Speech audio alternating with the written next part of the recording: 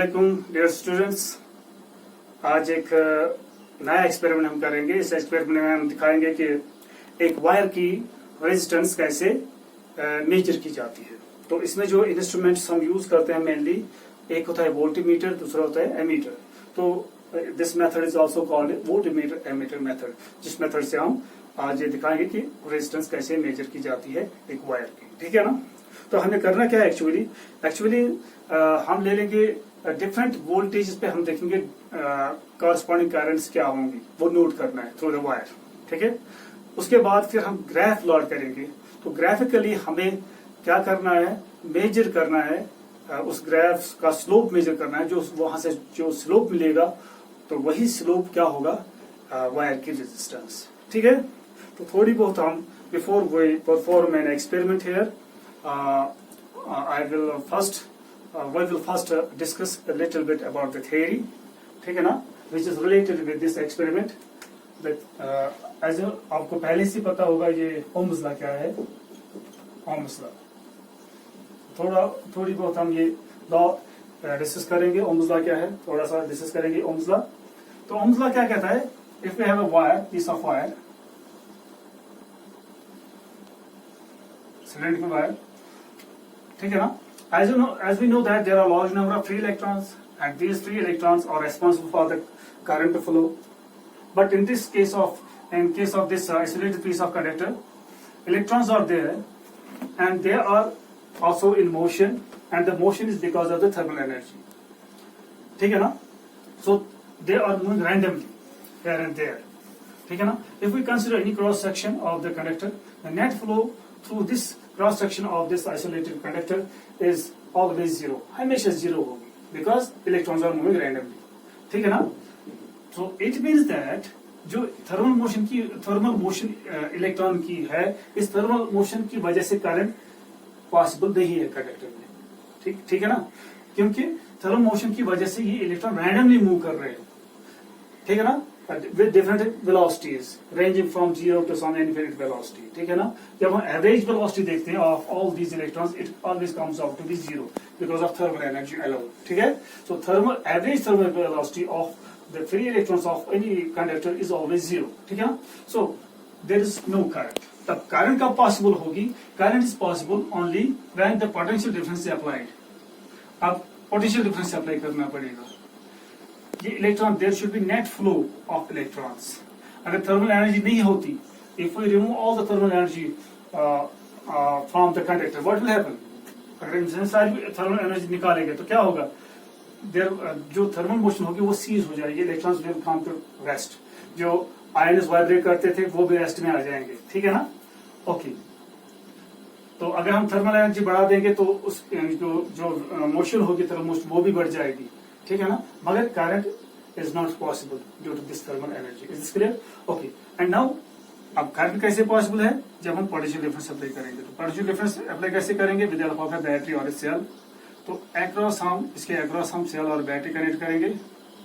ये मैंने दिखा दिया यहाँ पे एक बैटरी, जिसका पॉजिटिव टर्मिनल है, this is the negative terminal. Suppose the conductor is having two ends, A and B. जब हम positive terminal of the battery connect करेंगे ए के साथ, तो ए का जो पोटेंशियल होगा वो हाई होगा, पॉजिटिव होगा।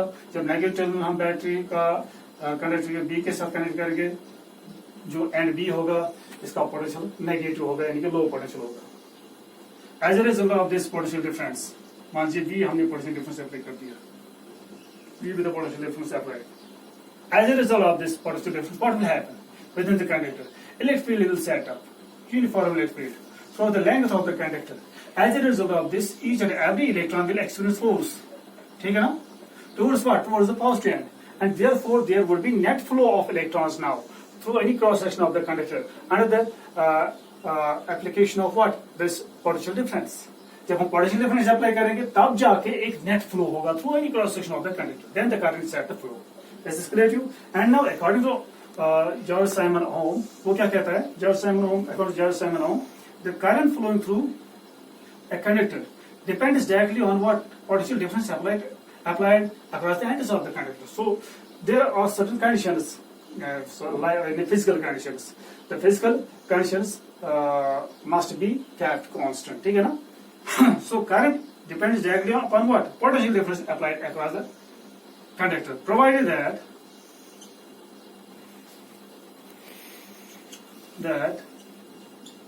the physical conditions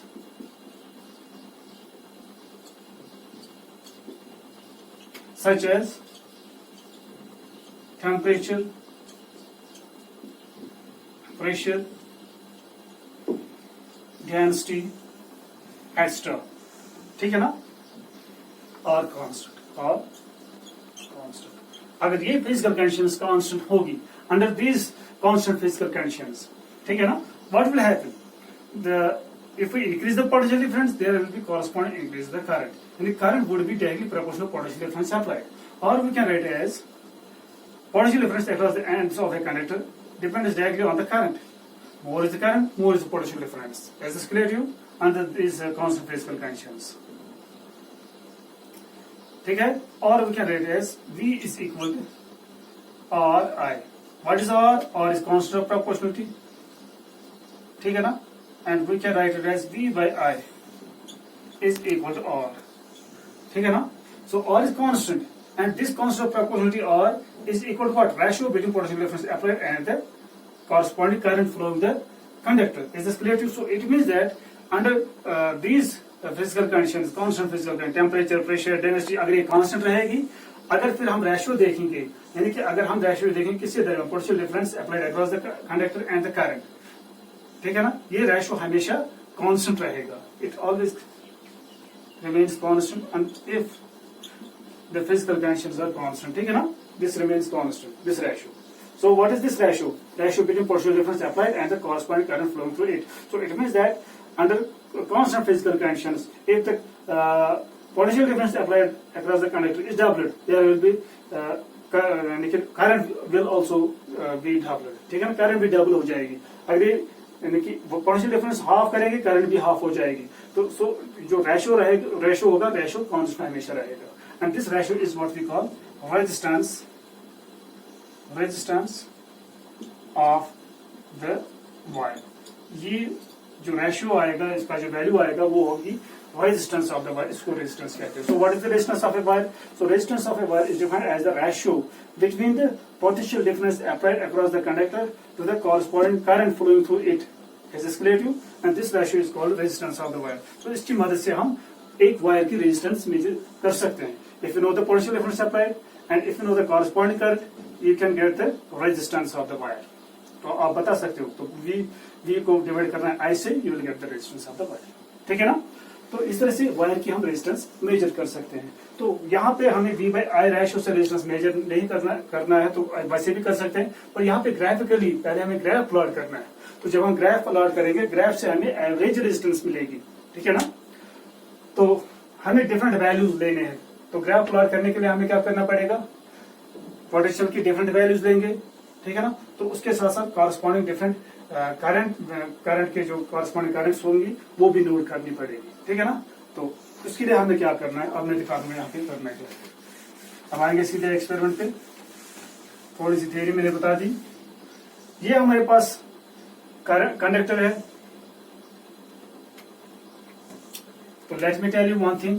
this is piece of conductor.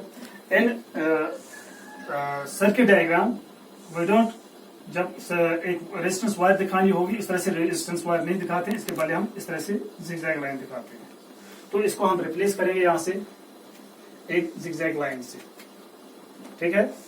ऐसे सबसे पहले यही बात है. This is zigzag line. So it means that it's a resistance wire. It's a resistance wire. A B is the given resistance wire, A and B. ठीक है? Okay. अब इसके बाद अब हमें क्या करना है? पोटेंशियल डिफरेंस अप्लाई करेंगे. ये तो किया हमने पोटेंशियल डिफरेंस. तो पोटेंशियल डिफरेंस हमें चेंज भी करना है, इंक्रीज भी करना है, डिक्रीज, डिफरेंट वैल्यूज देने हैं पोटेंशियल डिफरेंस की. वो कैसे पता चलेगा इसके अक्रॉस कितना पोटेंशियल डिफरेंस है? वो हमें पता चलेगा. तो इसके अक्रॉस हम क्या करेंगे? This positive and this negative and यहां से इसके पैरेलल में हम कनेक्ट करेंगे एक वोल्टमीटर. एक वोल्टमीटर हमने कनेक्ट कर दिया. तो वोल्टमीटर हमें बताएगा potential difference across the given wire. ठीक है? ये हमने कनेक्ट कर दिया. इसका पॉजिटिव नेगेटिव होता है, पॉजिटिव टर्मिनल नेगेटिव टर्मिनल. तो पॉजिटिव टर्मिनल में हम यहाँ से पॉजिटिव साइड से जो पॉजिटिव एंड होगा वायर का उसके साथ पॉजिटिव में कनेक्ट करेंगे, जो वायर का नेगेटिव एंड होगा उसके साथ नेगेटिव में कनेक्ट करेंगे। तो पॉजिटिव नेगेटिव कौन बताएगा? ये बैटरी से हमें पता चलेगा। इस रेजिस्टेंस वायर का कौन सा एंड पॉजिटिव होगा जिसके साथ हम पॉजिटिव टर्मिनल कनेक्ट करेंगे of the battery, positive terminal of the battery connect करेंगे, वो पॉजिटिव एक्ट करेगा। जिस वायर के जिस एंड के साथ हम negative terminal of the battery connect करेंगे वो एंड नेगेटिव एक्ट करेगा, ठीक है। तो इसी के हिसाब से वोल्टमीटर भी कनेक्ट करते हैं, पॉजिटिव के साथ पॉजिटिव, नेगेटिव के साथ negative. Is this clear to? अब यहाँ पे हम बता सकते हैं वोल्टमीटर से you can read from the voltmeter the potential difference across the this resistance wire. अब हमें देखनी है how much current is flowing through this resistance wire. Suppose ये जो रेजिस्टेंस वायर है इसकी रेजिस्टेंस है R, तो इसमें से कितनी करंट फ्लो हो रही है वो कैसे पता चलेगा, ठीक है ना। तो वो हमें पता चलेगा करंट मीटर से, एमीटर से। तो हमें क्या करना है, तो current meter is always connected in series. तो यहाँ ब्रेक करेंगे वायर, यहाँ पे इसको काटेंगे, तो यहाँ पे फ्री टू एंड्स बनेंगे, इन टू फ्री एंड्स के साथ हम कनेक्ट करेंगे एमीटर। ये हमने एमीटर कनेक्ट कर दिया, दिस एमीटर ए, ठीक है ना। तो ammeter is always connected in series and voltmeter is always connected in parallel. And let me tell you one thing, जो वोल्टमीटर की रेजिस्टेंस होती है it is very very high, thousands of ohms होती है इसकी रेजिस्टेंस, व्हेयरएज एमीटर जो होता है ना इसकी रेजिस्टेंस वेरी वेरी लो होती है, बहुत कम होती है इसकी रेजिस्टेंस, 1 ओम से भी कम, ठीक है ना। एमीटर की रेजिस्टेंस 1 ओम से भी कम होती है, वेरी वेरी लो रेजिस्टेंस होती है एमीटर की। इसके रिलेटिव वोल्टमीटर की बहुत हाई रेजिस्टेंस होती है। तो इसीलिए हम एमीटर कैसे में कनेक्ट करते हैं, सीरीज में, क्योंकि इसकी रेजिस्टेंस बहुत बहुत कम होती है जब करंट हम पास करें थ्रू द एमीटर, ठीक है। सो इसकी रेजिस्टेंस से सर्किट करंट में कोई वेरिएशन नहीं आएगी, ठीक है। यहाँ पे वोल्टमीटर हाई रेजिस्टेंस का होता है, इसलिए हम ये पैरेलल में कनेक्ट करते हैं क्योंकि दो पॉइंट्स के दरमियान हमें पोटेंशियल डिफरेंस मेजर करना होता है। जब हाई रेजिस्टेंस होगी तो यहाँ से बहुत कम नेगेटिव करंट पास हो जाएगी, तो उससे भी क्या होगा, सर्किट करंट ज्यादा वैरी नहीं हो जाएगी, ऑलमोस्ट कांस्टेंट हो जाएगी जब हम वोल्टमीटर कनेक्ट करेंगे। Is this clear to? Okay. Voltmeter हम सीरीज में कनेक्ट नहीं कर सकते क्योंकि थाउजेंड्स ऑफ ओम रेजिस्टेंस होती है। जब हम अगर यहाँ पे सीरीज में कनेक्ट करेंगे तो सेल में या बैटरी में से ज्यादा करंट ड्रॉ नहीं होगी, तो सर्किट करंट बहुत कम हो जाएगी, बहुत कम हो जाएगी। Is this clear to? Okay. तो इसी तरह से एमीटर हम पैरेलल में कनेक्ट नहीं कर सकते। अगर मैंने एमीटर पैरेलल में कनेक्ट कर दिया तो क्या होगा, एमीटर की रेजिस्टेंस कम होती है, तो यहाँ क्या होगा, सारी की सारी करंट एमीटर में फ्लो हो जाएगी, तो जो रेजिस्टेंस है मेन प्लेट्स है उसमें करंट फ्लो नहीं होगी। Is this clear to? तो सर्किट करंट उस वक्त भी चेंज हो जाएगी डिफरेंट ब्रांचेस में से। तो वोल्टमीटर हम पैरेलल में कनेक्ट करते हैं because of high resistance, parallel में कनेक्ट करने से सर्किट करंट चेंज नहीं होगी। इस तरह से एमीटर हम सीरीज में कनेक्ट करते हैं, इसकी रेजिस्टेंस वेरी वेरी लो होती है, तो इससे भी करंट सर्किट करंट चेंज नहीं होगी। Is this clear to? Okay. ये मैंने बता दिया। अब यहां से हमने नोट कर सकते हैं कॉरस्पॉन्डिंग करंट, यहाँ से पोटेंशियल डिफरेंस कितनी अप्लाई कर दी, और हमें डिफरेंट रीडिंग्स लेनी है, डिफरेंट रीडिंग्स, हमें वोल्टेज चेंज करनी है। ऐसा नहीं है कि हम फिर इसको ब्रेक करें फिर एक और सेल जोड़ देंगे, उसमें टाइम लगेगा, तो ये सारा सर्किट डिस्टर्ब हो जाएगा। फिर फोर्थ से लगाएंगे, फिर वोल्टेज बढ़ाने के लिए फोर्थ से लगाएंगे, फिर फिफ्थ से लगाएंगे, कॉरस्पॉन्डिंग करें, उस तरह भी कर सकते हैं, पर सर्किट डिस्टर्ब हो जाएगा। पहले सर्किट जोड़ना है, फिर तोड़ना है, फिर जोड़ना है, इस तरह से करना है, तो ये सारा सर्किट जो है ये डिस्टर्ब हो जाएगा। तो इससे बचने के लिए हम क्या करेंगे, हम यहाँ पे पहले ही बैटरी कनेक्ट करते हैं, तो बैटरी के साथ हम क्या करेंगे, एक वेरिएबल, इस बैटरी को वेरिएबल बनाएंगे। तो वो कैसे बनाएंगे, करंट को कंट्रोल करेंगे।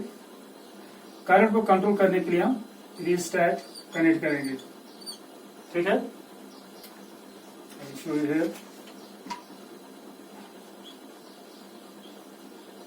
ये रियोस्टेट हम कनेक्ट करते हैं, रेजिस्टेंस रियोस्टेट,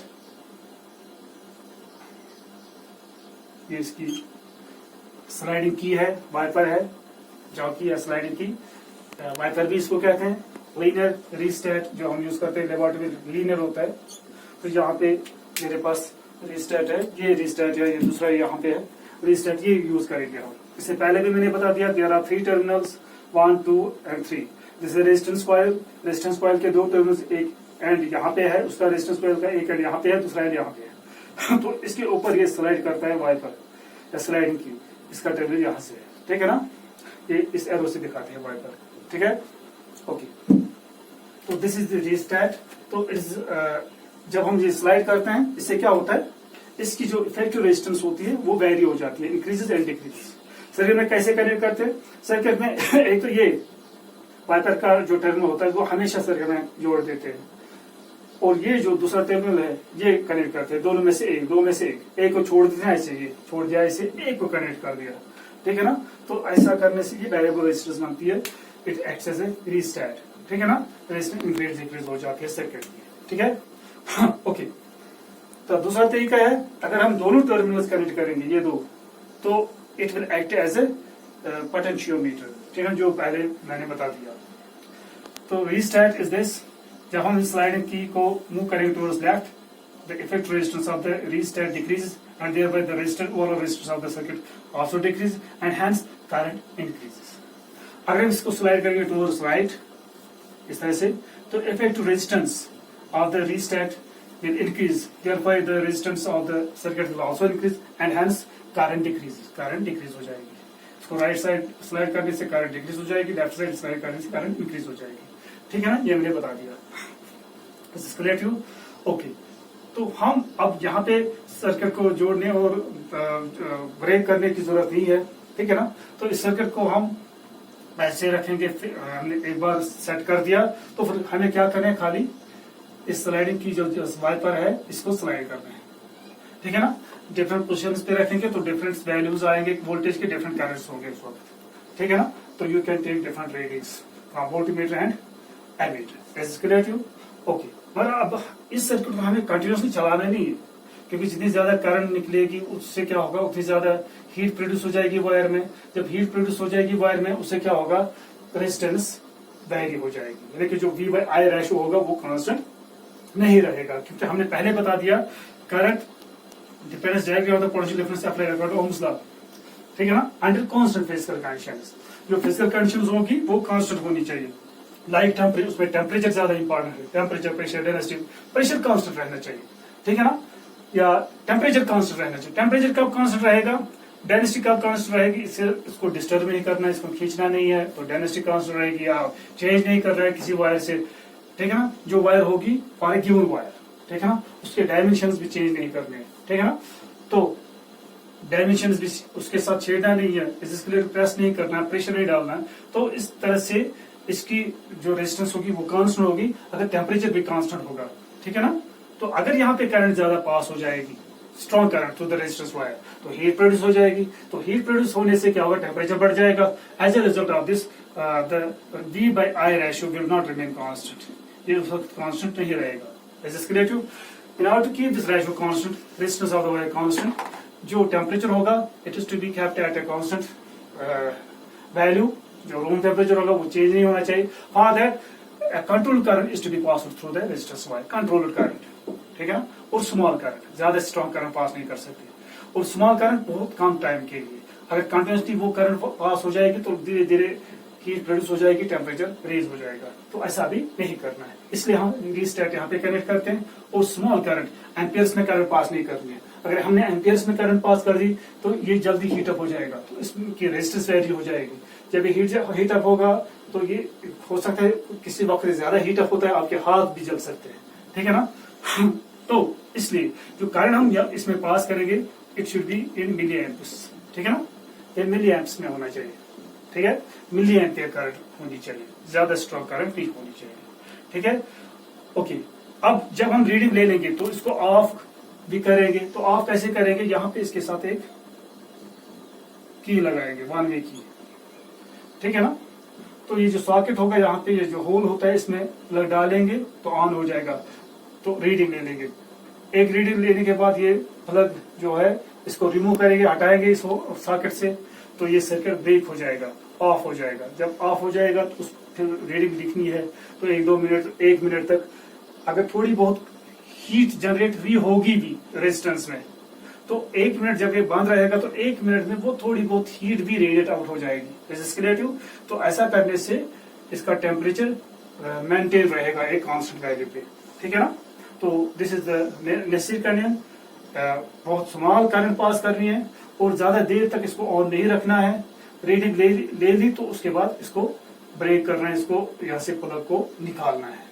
फिर जब दूसरी रीडिंग लेनी होगी तो प्लग फिर इंसर्ट करेंगे, तो रीडिंग लेने के बाद फिर इसको प्लग हटानी है यहाँ से, 1-2 मिनट के लिए ऐसे ही छोड़ना है, ठीक है ना।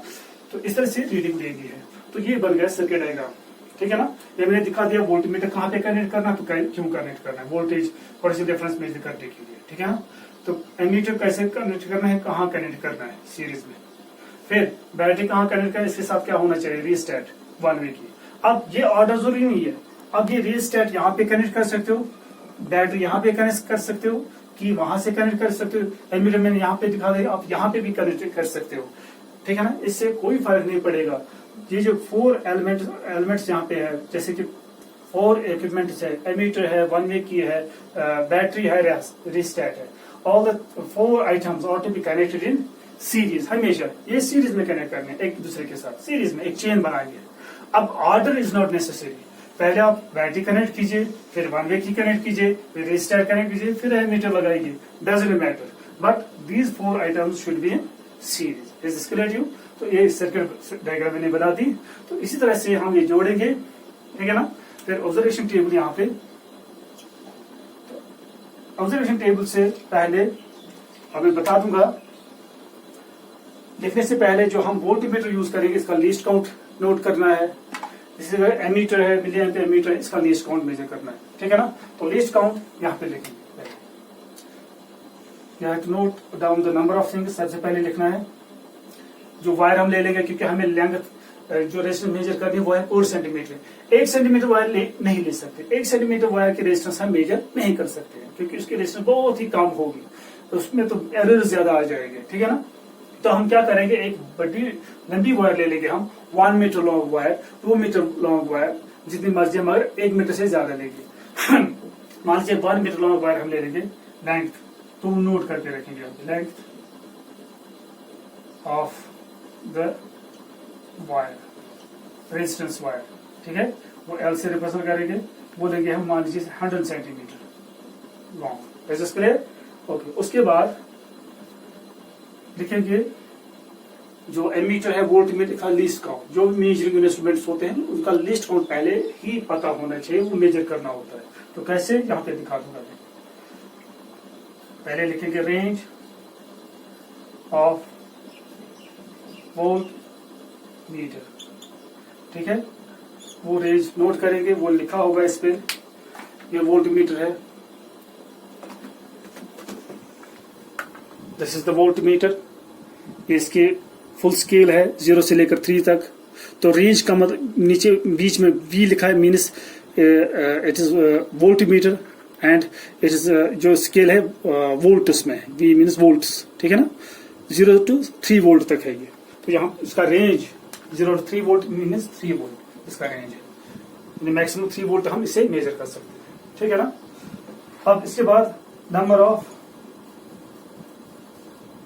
डिविजन्स एन से रिप्रेजेंट करेंगे, टोटल नंबर ऑफ डिवीजन इसमें कितने हैं, यहां से लेकर यहां तक इस स्केल में, फुल स्केल डिफ्लेक्शन में कितने टोटल नंबर ऑफ डिवीजन है। ये छोटे छोटे डिवीजन काउंट करने हैं, यहां से यहां तक है 10, 20, 30, 40, 50, 60 डिवीजन आते हैं, ठीक है ना। तो यहाँ पे लिखेंगे 60, ठीक है। देयरफॉर लीस्ट काउंट, इसका लीस्ट काउंट ऑफ वोल्टमीटर। तो लीस्ट काउंट का मतलब ये हुआ, जब पॉइंटर पहले 0 पे है, जब ये डिफ्लेक्ट होगा थ्रू 1 डिवीजन, उस वक्त वोल्टेज कितनी होगी। ये स्केल इस तरह से है, यहाँ पे भी दिखा दूंगा, 0 to 3 वोल्ट इसका रेंज है। पहली लाइन है 0, फिर छोटे छोटे डिवीजन 10, यहाँ पे मान लिखा है, इस तरह से 2 and so on.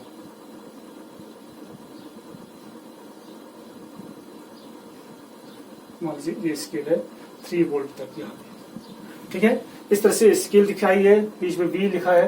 Pointer generally होता है 0 पे, जब करंट नहीं होगी, पोटेंशियल डिफरेंस नहीं होगी, तो उस वक्त 0 ही दिखाएगा, 0 पे होगा पॉइंटर, ठीक है। अब लिस्ट काउंट से क्या मुराद है, when this pointer gets deflected through 1 division, 0 division से फर्स्ट डिवीजन तक।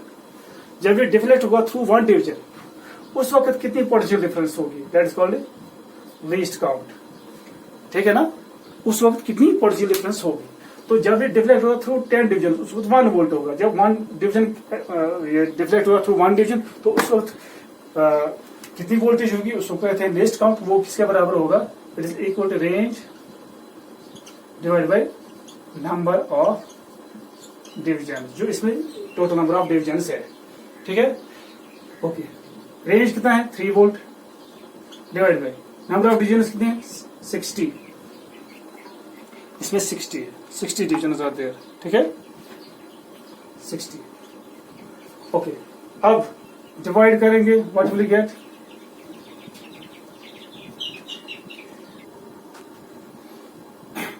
and this will become 0.3 divided by 60, 0.05 volt पर डिवीजन। तो इसका मतलब यही हुआ, जब पॉइंटर होगा डिफ्लेक्ट थ्रू 1 डिवीजन, उस वक्त जो वोल्ट में रीड करेगा वो करेगा रीड 0.05 वोल्ट।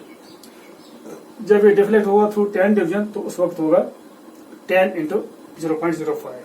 तो खुद ब खुद पता चलेगा, ठीक है ना, कितने डिवीजन होंगे।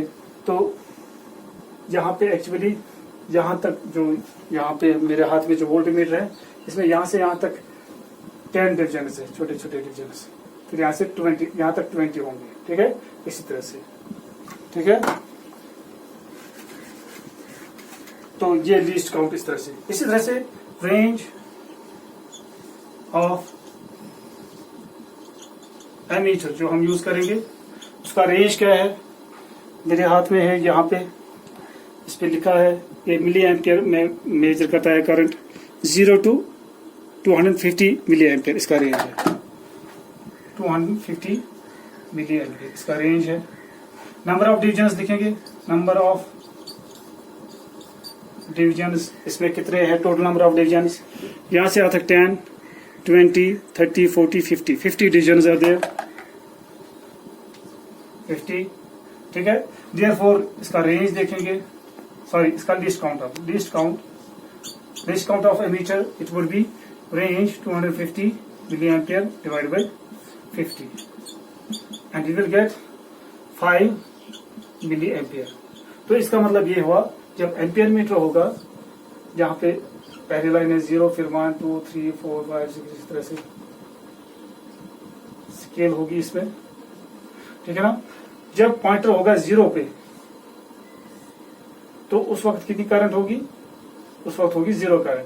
जब ये डिफ्लेक्ट होगा थ्रू 1 डिवीजन, ठीक है ना, when it deflects through 1 division, उस वक्त जो करंट होगी it would be 5 milli ampere.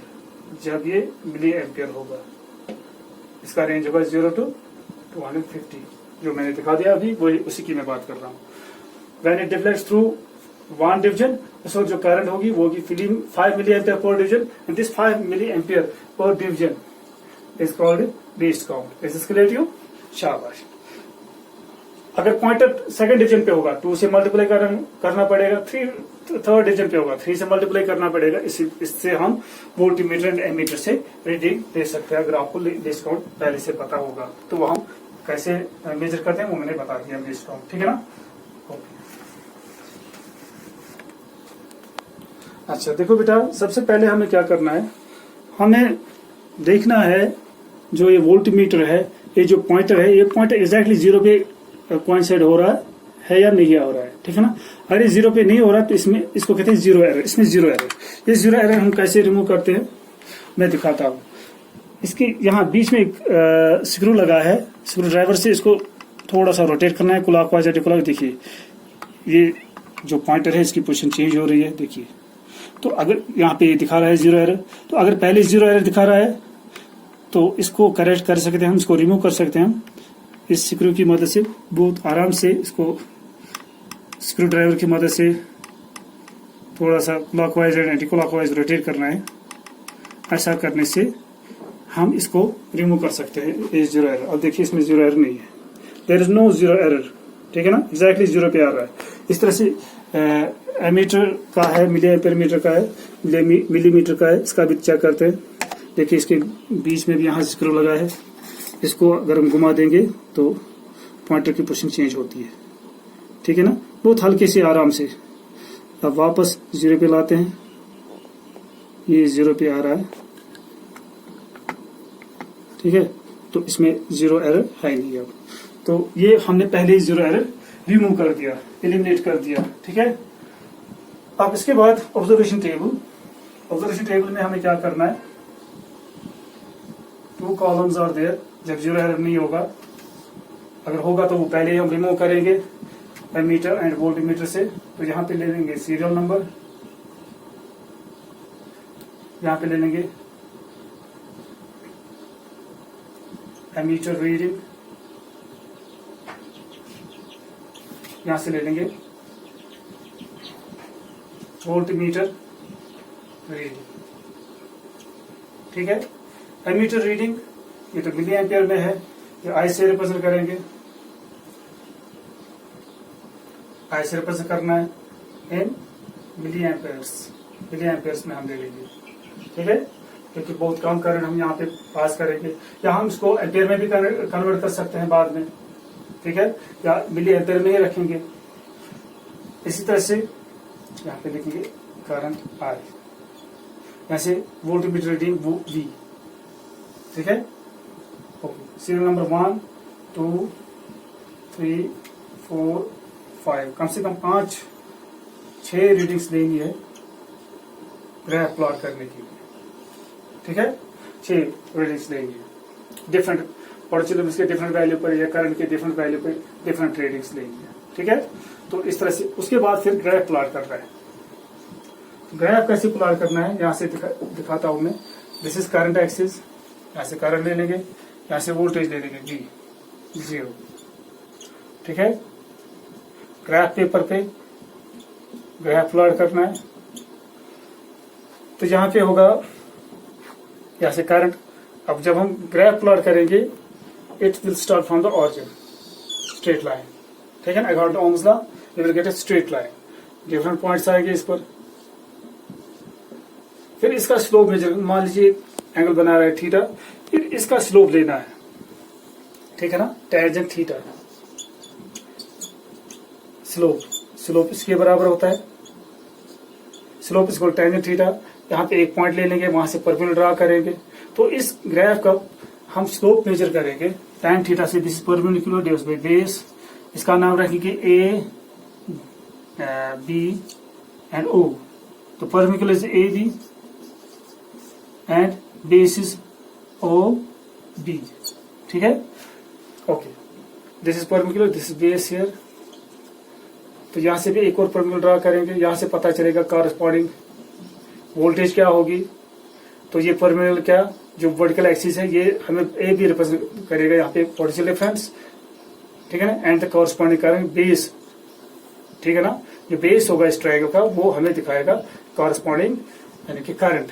तो जी बाई आई, जो ये रेशो आएगा वही होगा कांस्टेंट, उसी को हम कहते हैं रेजिस्टेंस। ये ग्राफ के लिए मैंने दिखा दिया। तो आप ऑब्जर्वेशन कैसे लेनी है, कैसे सर्किट सेट करना है, तो मैं एक्सपेरिमेंट कैसे करना है वो आप नेक्स्ट वीडियो में होगा, ठीक है।